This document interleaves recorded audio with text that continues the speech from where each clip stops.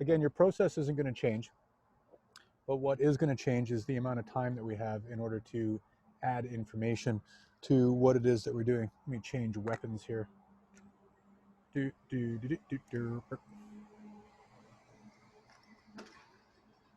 So that we can start to make things more volumetric, more realistic, more believable in terms of they're capturing the form, volume, and anatomy as much as possible. So what we've got right now with these basic shapes are your pelvis and your torso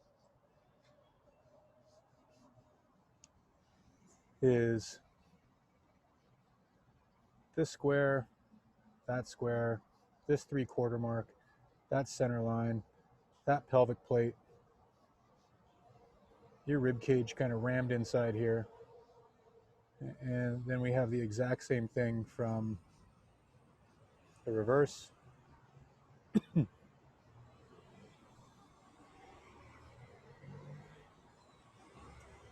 Except we've got a different shape at the bottom of that center line spine. Rib cage in its basic shape remains the same. And then if we're looking at that from a profile,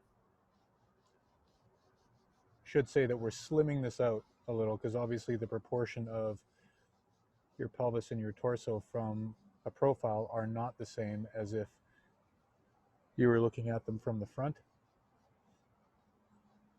And so we can think about this here being, say, about 3/4 the width of that thing there when we turn it into a volume on its profile.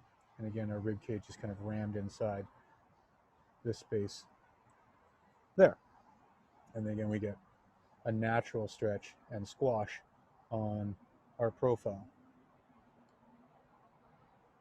Let's make sure that I'm actually making noise here. Okay, so this is all really well and good if we're dealing with two-dimensional stuff, right? But what happens when these things shift into like a 3/4 view where we're able to see a little bit of both the profile and the front and or back, or what happens when this starts to shift into something more perspectively foreshorteningly oriented? Whatever, if that's a word, great. If not, doesn't matter. We get the idea. So we can also think about these shapes as being three-dimensional. Now this takes a little bit more time to do, or a little bit more familiarity to do, because now we're dealing with a slightly more complicated shape. Whereas that shape here can turn into something like that, and this shape here can turn into something like this. Any of you who have opened up a life drawing text in any capacity, right, have probably seen something like this in the past. And then your center line, if we're looking at it from the front, and this thing is turning into a 3/4 with an arch in the back, connects those two things along an abdominal tract, and our rib cage basically sits inside this space like that. So what we're trying to do with this three-dimensional shape is fake the fact that this rib cage at a certain point changes direction, right? So that their ribs might feel like they're on a relatively flat surface here, but then they change direction into another flat surface that's going at a completely different plane. Or if we soften that, right, have ribs that feel like they're doing something like this, wrapping around that surface, right, as opposed to just a flat two-dimensional shape. And this obviously occurs from the reverse as well.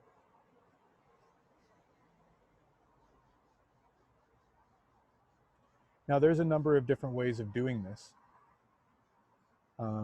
These shapes, right, just happen to be, I guess what you would say, like the most common version of this. But they're all, any shape that you're going to be using in order to do this is basically in the service of doing the same thing. How do we take those simplified shapes and then turn them into something, or use those simplified shapes as a way of making something that in and of itself, like the rib cage, right, or the musculature that's over top of it, slightly more convincing and slightly easier to deal with than the actual anatomy itself. So let's think about this whole shape as being a single space with that stretch and squash that you're putting in to begin with. Say that there's your initial stretch and squash, right? And you've got your proportions right. So let's just assume that that's the case. What I was mentioning in the first half of the class is that you want to try and position your center line or your spine, if there's some sort of perspective twist in your pelvis and torso, closest to the side that, or rather to the side that it's closest to. So that'll just make it easier to guesstimate about how much space is in between that spine or center line and the edge of that section of the torso. On the other side, we also now want to try to guesstimate where that front plane, so this whole shape here of the pelvis and the torso now fits inside that overall squash and stretch shape, and how much of this shape here I can see on the other side as I start to try and get some sort of sense of volume in that area. Because this again will allow me to have a better sense of what the rib cage is doing, and as a way of and allows me to simplify what the rib cage is doing into something a little bit more manageable, as well as everything that's attached to the rib cage or that center line, whether it be the pelvic plate, right, or your sacrum, right, abdominal tract, pectorals, right, where my neck structure is going to be, how my arm is going to fit in there, and then how ultimately my legs are going to fit inside that space as well. And obviously this is going to be the exact same thing from the back, just with different details. So that stretch section, hip and shoulder axis, the hip and shoulder axis, Be careful now, Sean. Some of the things in here don't react too well to bullets. I just found a cure for the plague of the 20th century and never lost it. The only impression I can do. You're welcome.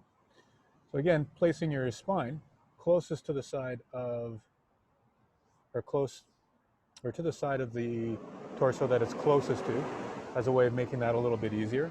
And then on the other side, starting to position the three-dimensional aspect of that pelvis and torso by giving a bit of a plane, or a plane change of direction in plane. You can also start to soften that spine, especially from the back, or sorry, the center line, and softening the spine from the back by thinking about that spine in three parts. You may have a part up here that is representative of the back of the neck, a part here that's representative of the top of that squash, but also your thoracic vertebra. So cervical vertebra up here, thoracic vertebra here, and then lumbar vertebra here as it shifts direction again, and is also reflective of what that squash section is doing. This pointing towards the gluteal groups, right? And also where our legs are going to attach to that. Okay, so as we start to add more chunks of information like this, basically what it's going to require is A, more familiarity with this, but also B, time in order to do this. But again, the process of all of this application doesn't change. So if I've got a pose that's something like this, for example, from the front, I might be looking at, there's my line of action, there's my shoulder axis, squash section, hip axis, stretch section, simplified leg, simplified shape for an arm, simplified shape for an arm, and head area. And now inside this space, my center line here has already been captured by my line of action. So now it's just a matter of me trying to figure out how much of this side of the pelvis and torso is now shifting into a different plane. How can I smash this section of the rib cage in there? And likewise, how can I start to place the pelvic plate inside there as a way of giving me, all right, something that provides a little bit more accurate structure, right, that I can then attach other stuff to, like how do the arms now stick into this space? How do the legs now relate to this shape that I put inside that space? Okay, so basically what I'm saying is that everything, whether it's two-dimensional or three-dimensional, starts at the pelvis and the torso, which is why I'm really asking you not to draw the head, right? Hands and feet, fine, whatever.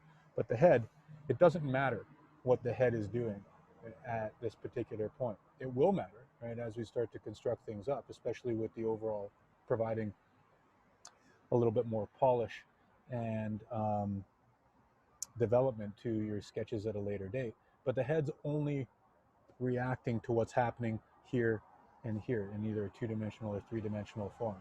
So all of this stuff is the important thing, right, for us to try to get a grasp on structurally. And then when we add in the upper arms and the upper legs to it, we're basically 50% of the way there in terms of locking in a solid structure that we can build on top of. Okay, so I'm going to stop that recording. Okay, and Kriya, can we do something that doesn't have any foreshortening in it? So maybe a standing pose instead, please? Yeah, whatever's comfortable. Yeah, but with that arm that's coming towards the camera. Just something that doesn't have any foreshortening in it, Kriya, without, and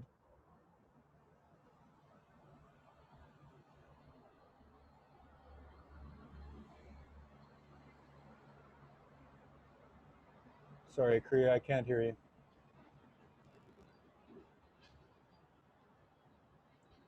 Can you say that again? You're not muted, but I can't hear you. Yeah, hold on a second, just let me. We can communicate. I just got to change my speaker. Okay. Okay, try that again. Can you hear me? Why the fuck? I can hear you. Oh, there we go. Great. Can you hear me now? Yeah, I can hear you. Great. Okay, but when I'm mostly, though, you have me unmuted, right? So you can't hear me? Yes. Or I can hear your instruction, I just can't talk back. Yes. Okay, that was just getting me a little frustrated. I needed to be able to like connect for a moment. Yeah. Okay, so should I put me back on, you'd rather me be on mute? Or like... I'll put you back on mute after we're just done talking here, but yeah, something with no foreshortening. Okay, you put me back on then, yeah. Yeah.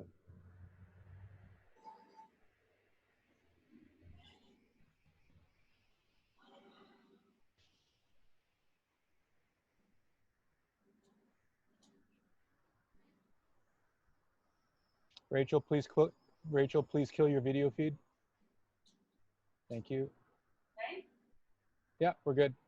Thank you.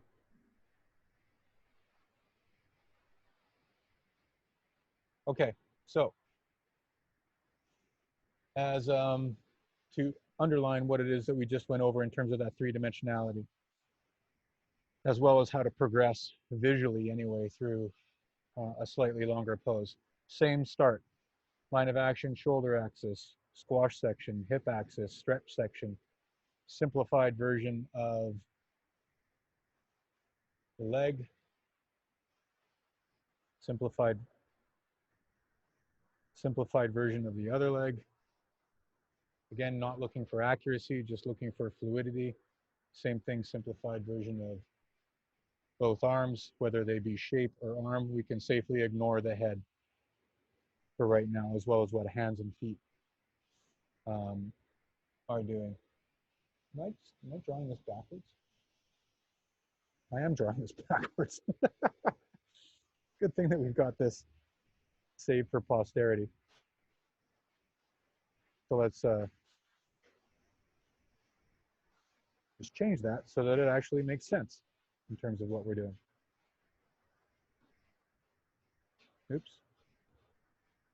Okay. So your basic gesture remains exactly the same. Now we're starting to establish proportion. Right? So what does the proportion of that pelvis look like versus the proportion of that generic torso? Placing the center line so that we get an idea of a bit of the perspective twist, right? And then starting to add a little bit of this side into it so that you can see that there's a little bit more of this side versus that side, right? And then placing pelvic plate over top of this, rib cage smashed into this space,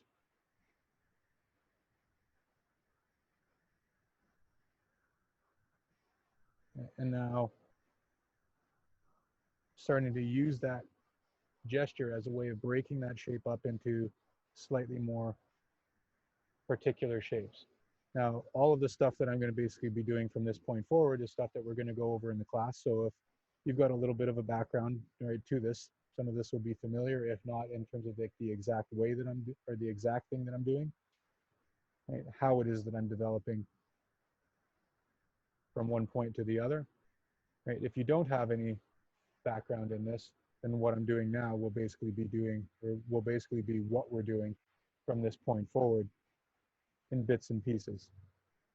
Right? Starting to gradually add more chunks of information to that basic gesture and structure as a way of making it more and more not only human-like, but ideally more and more Kriya-like as well. So this is just another way of saying it's like if it seems like I'm doing a bunch of stuff that we haven't done, it's because I'm doing a bunch of stuff that we haven't done, and we gradually will.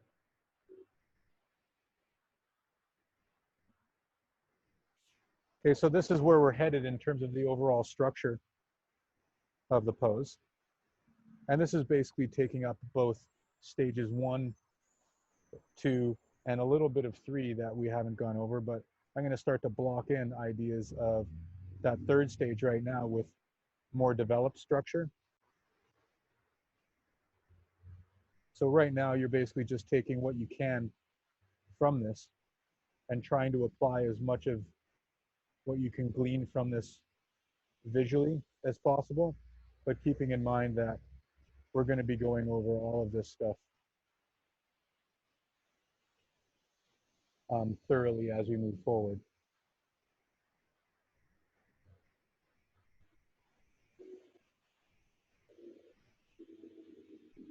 The important part is that you notice that I'm not diving right into detail. I'm trying to solidify the shapes that are underlying that detail and just getting more and more particular with those shapes. But this is just another formula, right? Much like the formula that we've started to introduce, there's just more pieces to that particular puzzle. And we're going to be gradually adding those pieces of the puzzle.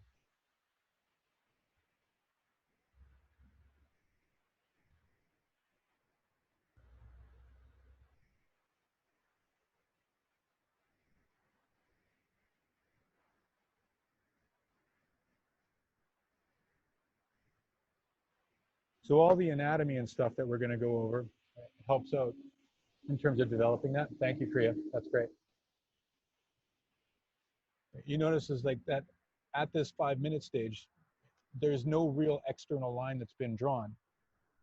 But what it's done is set up a structure that will provide a good opportunity for some sort of external line. So if I wanted to go in and say put a detailed edge line over top of that area, it would be much easier for me to do that because I've got a much clearer idea of how that area works. The same would be true with interior detail, say like shade or shadow. If I wanted to place shadow reference inside that area, will now be guided by that substructure that I've put in. Okay, so again, you're trying to start exactly the same way with your 5-minute pose. And as you would with your 30 seconds or 2 minutes, you just have more time to correct, alter, right, and then develop further in terms of the structure, providing a more clear guideline for detail. Okay, so that being said, recording done. There we go. So now, as promised,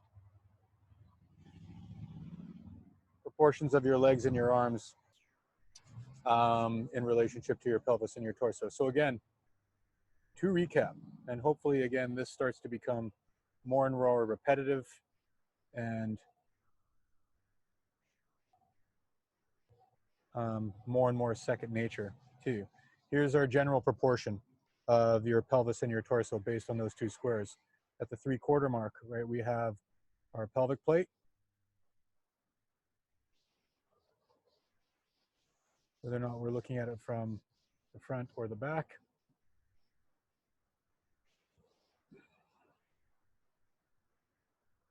Difference being is that we got the sacrum and spine and center line respectively. And then of course, the same thing from a profile,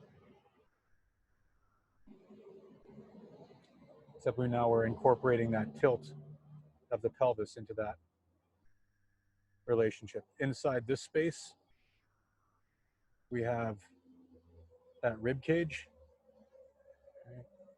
And again, it's like, these are light indications, right, of generic relationships, or sorry, these are generic relationships that we're putting in. So as I cross this over top of that square, that's just making that rib cage a little bit more accurate to its actual proportion. Same thing in here. Now, a lot of structural problems happen as you're starting to attach the legs to the pelvis. So this will be a little bit about the proportion of the legs, but also how the legs attach to the pelvis. Likewise with the arms. We tend to think about the legs as being something separate from the pelvis as opposed to being something that's attached to the pelvis, or rather incorporated with the pelvis. So that's why this pelvic plate, or one of the reasons why this pelvic plate and the sacrum is so useful. And also why, if I want to just turn this shape of the pelvis from a profile into something that's circular rather than square, we can develop an analogy that will make things a little bit more useful, pelvically, so to speak, in terms of putting the leg down. We want to think about the leg as starting at the top of the pelvis. Now we'll get more into this as we kind of go forward in the course. But basically, if you look at your pelvis from a profile, your pelvis is made up of 3 separate sections. You have your ischium, or sorry, your ilium. Oh, no, oh, can't see that. Can't see that, Jay. Got to draw it over here. Or maybe we can zoom out a bit. Oh, zoom out. Nice. Let's do that. Okay, so we've got your ilium, and then your pubis, and your ischium. This, I think that's how you spell it. Doesn't really matter for us, but it's got 3 separate sections that all have slightly different levels of importance for us.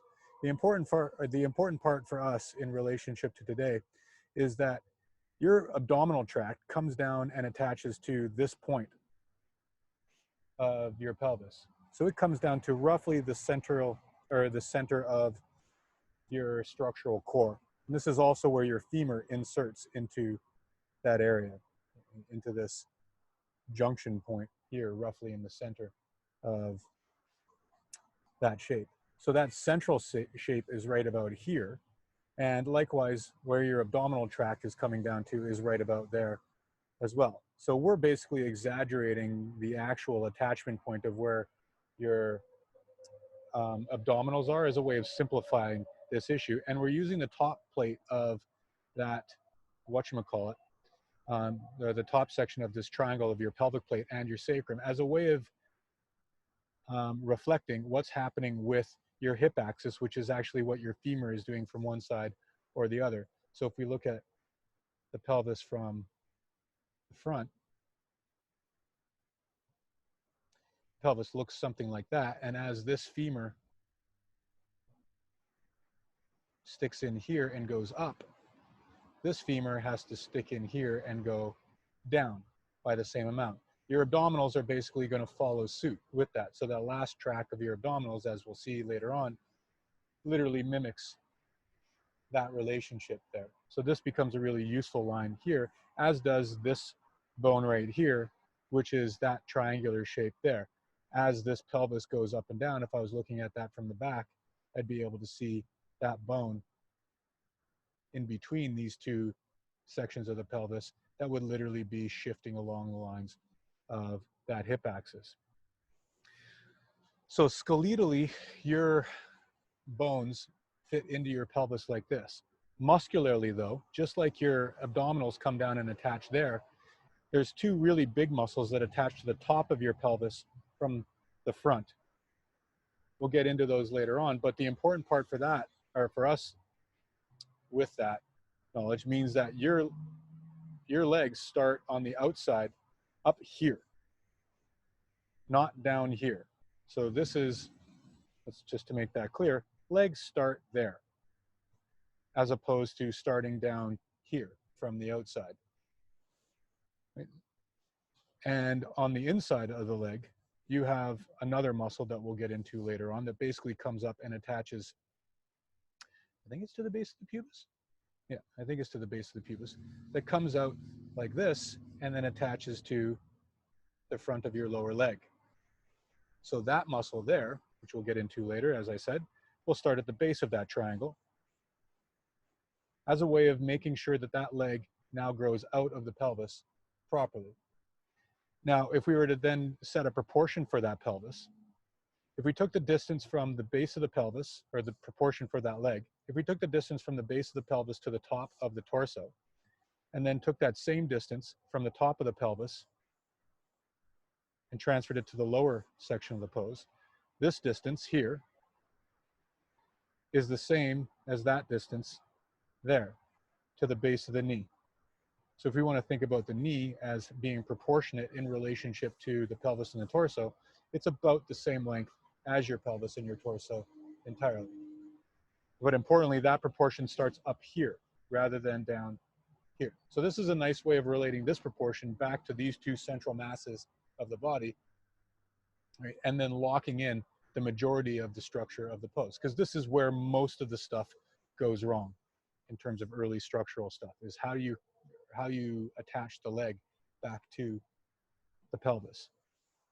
And then with the leg, or with the reverse of, or the pose in the rear, your gluteal groups, simplified version of them, they're ovals. This is a lie that's close enough to the truth that I'll explain it later. Nestle in underneath that triangle. And now we want to engage this overall shape here because it introduces a really useful analogy for us. We're going to think about this shape and this shape here as being one wheel in a pulley, and your leg basically being the bands of that pulley that wrap around that wheel and then wrap around a smaller wheel at the knee, or if we were to draw that leg all the way from hip to ankle, wrapping around an even smaller wheel there. The important part is that your upper leg feels like it wraps all the way around that shape, so that it feels like it starts at the top of the pelvis and then comes down and wraps around another ball for the knee. Likewise for the profile, irritating that I've drawn this thing here. This simple shape of the leg, which is roughly rectangular for the upper leg, slightly tapering towards the knee. You're going to think about that now wrapping around the entirety of the pelvis and then the entirety of the knee, as a way of simplifying that shape, but also setting this proportion respective to that simplified shape. So now if your leg is in this position, obviously it's going to be more useful to draw this entire proportion first, because it's going to be simplifying that shape as opposed to breaking it up from hip to knee. So the more that you break this overall space up, the more that can go wrong structurally in terms of not capturing what that space feels like. So the overall proportion of the leg would then include obviously the lower leg. And if we then look from, say, the bottom of the knee and continue the tapering nature of that leg all the way to the base of the foot, and again continue that pulley analogy with this is wrapping around that shape, this proportion right here from the base of the knee to the base of the foot is roughly proportionate to the length of the top of the torso to the top of your pelvic plate.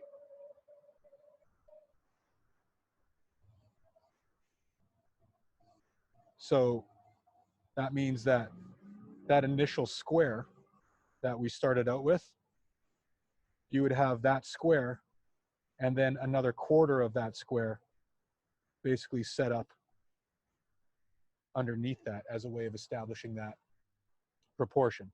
And I do mean that you're taking this to the bottom of the foot. Right? So that proportion is including the base, or including your foot as well, so that we think about the foot as being part of the leg rather than something that is terrifying and we're avoiding at the base of the leg. This is obviously going to be the exact same thing from the back and the exact same thing from a profile. The only difference being from a profile is that the foot that we're going to put on that is going to change its physical shape ultimately. So with your legs, you're simplifying that shape down into something that's roughly triangular if you're dealing with the whole thing. Now, if the leg is in a position where you have a bend to it, you can think about that upper leg as being, in an even more simplified form, basically a box that's the same width at one end and the other end. And then the lower leg as being more triangular in nature. What we're trying to use these shapes for is to basically provide as solid and as simple of a framework as is possible so that we can add stuff to it later on. Because it's no trick then to take this leg, right, and then apply the details that have to occur in that leg as a way of making that leg feel more leggy. And then likewise from the front, proportionally setting up the leg so that it's sitting there waiting for the structures that have to underlie the leg. And now those structures are just being, or rather those more specific structures are just being plunked in over top of something that is reflective of the leg already. And this is going to be the same from the profile, right, back, or the front. They're all going to have a similar formula and pattern that we can rely on. Now, the nice thing about legs and arms is that they're exactly the same in terms of their basic structure. So that if I have an arm sticking into this torso, this little triangular chunk right here provides a nice indication of where that arm basically has to be.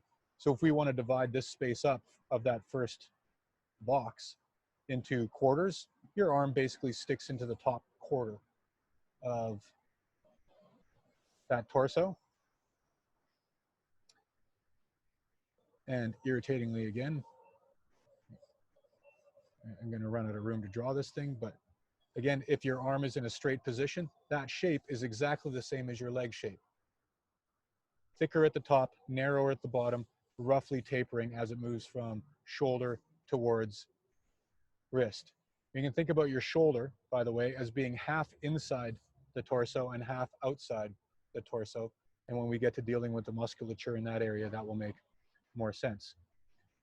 Where your elbow is going to be along this path is that if you arced out from the base of your rib cage, so about to the base of that box, maybe a little bit beyond, that's about where your elbow is going to be. And then if you arced that arm back into so that the wrist was level with the side of the body, your wrist would be level with the base of your groin. So that's a nice way of comparing this proportion back to that proportion there. What am I missing in the chat? Yeah, I know it's lagging. I don't know what's happening. This thing should be working properly, but it's not. It's lagging for me over here too. So basically what we can take from that is that Tellus is the devil. It's run by fascists. I hope that's captured, and that somebody in a black van with hoods is now on their way to get to me or get me compliments of Tellus. So this overall shape, right, simplified, it gives us the proportion of that arm. If we were to raise that arm and say put it in a bent position, that upper arm, similarly to the upper leg, is more tubular than it is triangular. So you can simplify that upper arm into something that's roughly cylindrical as opposed to something that's more conical. And then the upper arm, or the lower arm rather, is slightly more conical. And that's going to be the same from a profile, obviously. But your profile, you want to think about your shoulder kind of nestling up into the top of that rib cage, like that, and then growing out of that spot in either tube or triangle. Okay, so those are some nice useful proportions to put into your drawing inside your 2 minutes or inside your 2-minute poses, right? Because basically this gives us a way of dialing in all of those basic proportions. So if we go back to the classic leg shift or weight shift pose, it's my shoulder axis, hip axis, stretch, squash, center line, pelvic plate, rib cage, pelvis, box for the upper leg, triangle for the lower leg, simplified triangle for the entire leg, rectangle for the upper arm, triangle for the lower arm, simplified triangle for the entire arm, and all those proportions are all based on this stuff right there. And again, trying to get this down relatively loosely, and that looseness will again come more and more with familiarity, but more and more with just practicing that looseness, but now practicing that looseness in association to these basic shapes and proportions. And don't worry about your proportions inside that first 30 seconds. Right? Again, it's loose. It needs to be loose in order to tie all this stuff together. But inside 2 minutes, this is where you now have an opportunity to go back and reset these proportions using that gesture as a guide. Hopefully that shows up relatively okay. My sense is